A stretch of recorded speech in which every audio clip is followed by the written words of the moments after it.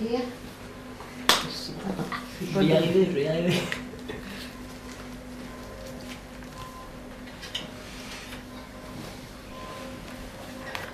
Voilà, donc on fait un documentaire pour l'ACA, enfin un portrait plutôt d'ailleurs. Et bah vas-y, si tu peux, Marguerite, nous raconter un peu ton parcours, quoi.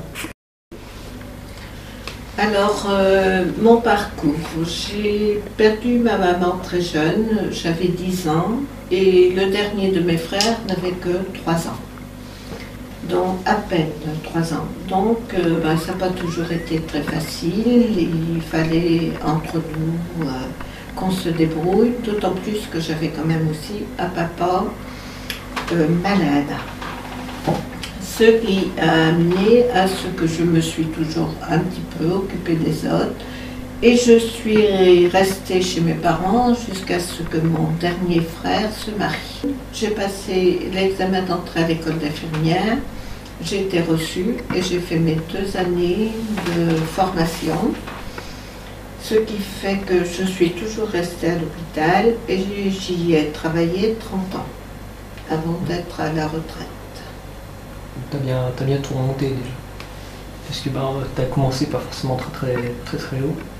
Et t'es arrivé quand même à monter jusqu'à infirmière quand même. Enfin, t'as pas mal remonté et t'as eu un parcours assez sympa. Oui, bon, je pense quand même que j'avais des bonnes bases. J'étais très bonne en maths et tout ça.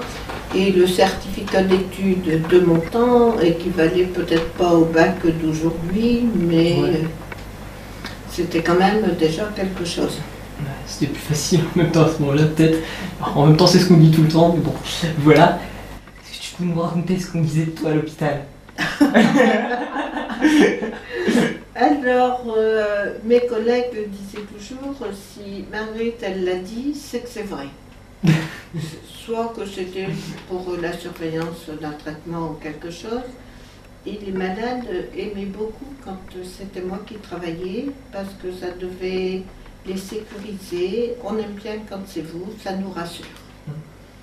Et un des malades, une fois, m'a dit, avec vous, c'est tout à fait différent d'avec les autres. Je n'ai pas posé la question de savoir qu'est-ce qu'ils mettaient derrière ces mots. Ouais, voilà. Et ouais, donc est-ce que tu peux nous parler aussi d'un peu tout ce que tu as fait dans les associations catholiques, tout ça? Alors, ça t'embête pas, hein? Les associations caritatives, bon, c'est vrai que depuis l'âge de 15-16 ans, j'ai toujours participé à différents mouvements d'action catholique. Ce qui m'a amené à réfléchir beaucoup. Ça m'a apporté aussi une grande ouverture d'esprit. Dans la vie, on apprend à regarder les autres, vivre avec les autres. Et bon, c'est vrai que j'ai beaucoup changé au niveau comportement. J'étais quand même quelqu'un d'assez rude. Et je suis, je pense, quelqu'un assez cool. Bon. Franchement, je trouve aussi que t'es assez cool. Non, je te connaissais pas à ce moment-là. Ah, je pouvais pas. Mais franchement, t'es quelqu'un d'assez cool et très sympa. Donc voilà.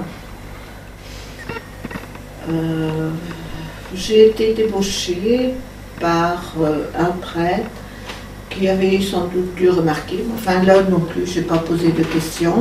Et il est venu me demander de m'occuper d'enfants.